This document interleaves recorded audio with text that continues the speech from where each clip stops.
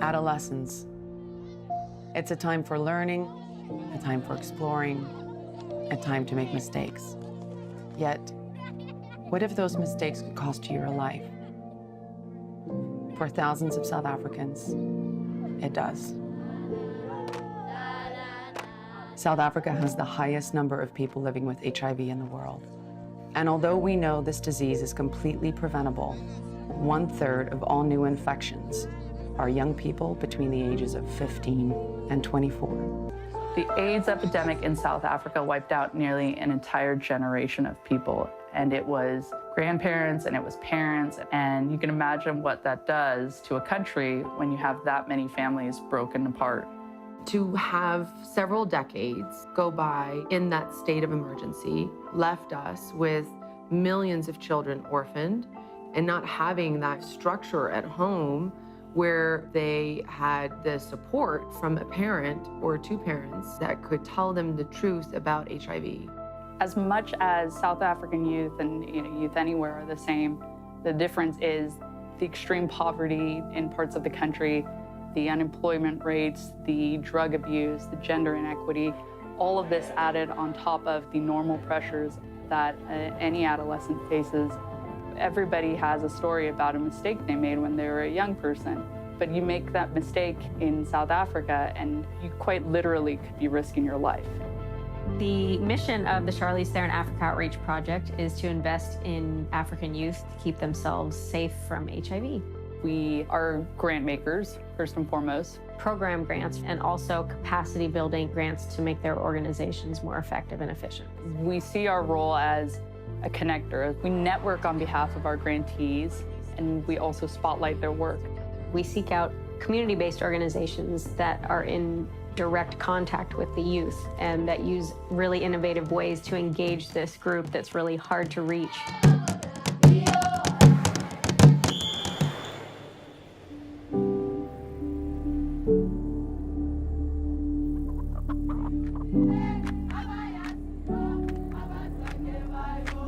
It's an emotional journey when you're lucky and fortunate enough to be invited into that space, because it's a very intimate space to sit down with a group of young women talking so openly and in such a raw way about the everyday challenges that they face. I for one feel like that NGOs which help focus more on women, the victims actually, but don't focus more on the males who actually do this to us. I can really relate to a lot of these young girls who are falling through the cracks. The ones that we really have to start paying attention to, the ones that are 8 times more likely to become HIV positive than men. She's saying rape is a violent, hateful action, it's heavy, and that's why they report it and that's why they fight against it. But she's saying, why would we report the beatings, especially if it's by our boyfriends, because we love them and we don't want to lose them. I sit with those women and I realize that we have to keep fighting and we have to support each other. And when I say that, I mean that those women in that room need to support each other, but we need to support them. It's hard, and it's hard. But when we're growing up, abazali bethu they teach us ukuthi kumele sithole kubo, but the truth is kumele uyithole la. Sitting here today with all of you as a woman, I feel empowered, and I want to thank you guys for empowering me, because I think sometimes we forget how great we are, and sometimes we forget how we shouldn't let people treat us the way they might be treating us, or that we should leave a relationship. So I just want to say today, as a fellow woman, I feel so inspired by all of you. Because people like you back there, I'm talking about you. I'm talking about you right there.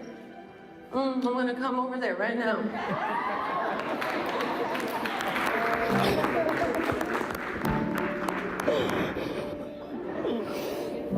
We're together. Together. We're together, right? We're together, all of us. We are honored to support you. We're honored to be part of, a small part, in all of this amazing work that you do.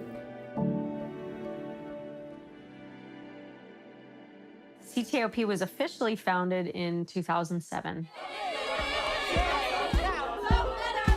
and originally provided seed funding for a mobile health unit that was working out in KwaZulu-Natal. We're about to walk into one of our mobile clinics over here that's working in this area today. And since then, we've really honed in on the type of work that we are supporting, focusing on that age group of 10 to 20-year-olds, looking at behavior change and how are we supporting young people in keeping themselves safe. Yeah, we all know what this is, huh? Do you know that condoms come in different sizes? CTAOP is looking for programs that are holistic in nature. It's more than just education. Have an engagement piece that speaks to young people.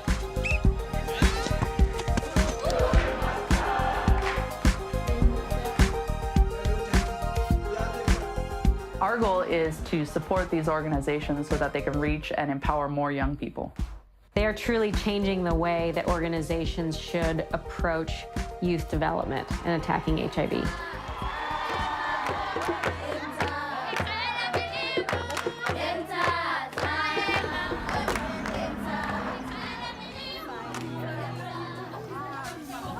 Hi, everybody, hi. This is what we call a group hug, right? I brought some friends with me from America. Do you guys see them? Can I introduce them to you guys? Yes. All right. Hi, I'm Chelsea. Hi, girls. Hi. She's one of my good friends, yes. Can you girls tell us what you love about this program? Last year, December, I nearly got raped.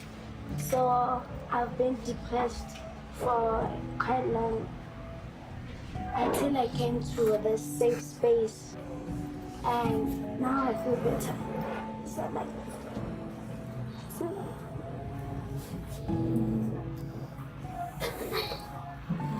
So I got help. Yeah. It's good. Maybe because of your experiences here, you'll help other people. That's pretty powerful when you think about that, right?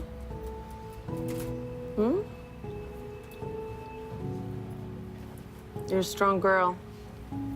Strong girl for sharing your story with us. Do you guys feel safer here? Yes. You do? Yes.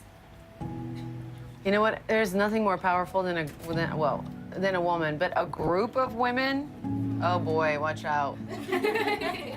Yeah. You guys, this is a lot of power right here in this room, right here. You guys believe that, right? You believe that you can actually make change happen, right? Faith. You sure? You just touched my boob.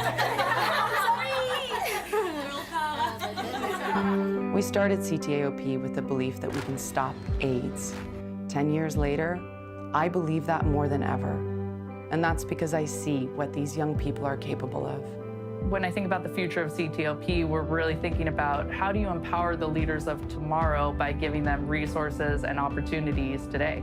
In working with youth, you're working with an entire generation. And what can you do to empower them and give them the tools to be able to negotiate safe sexual relationships and to know their rights? They are the generation that can end this epidemic, but they can't do it alone. We're moving towards something that could very well be the legacy of this generation, and that could be the legacy of we ended AIDS.